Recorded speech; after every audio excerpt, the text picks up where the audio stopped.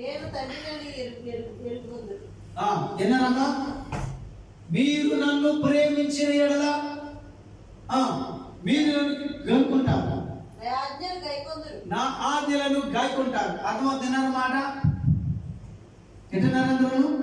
మీరు నన్ను ప్రేమించిన ఎడల. ఎలా ప్రేమించాలి? ఎలా ప్రేమించాలి? పూర్ణ హృదయంతోనూ పూర్ణ ఆత్మతోనూ నువ్వు ఆయనను ప్రేమిస్తేనే ఆయనను చూడగలుగుతాం, ఆయనను పొందుకోగలుగుతాం. హల్లెలూయా. నువ్వు మనుషులను మెప్పించాలని, మనుషులను సంతోషపరచాలని సాక్ష్యాలు చెప్పకూడదు. దేవునికి స్తోత్రం. దానివల్ల నీకు లాసే తప్ప ఫలితం ఏమీ ఉండదు.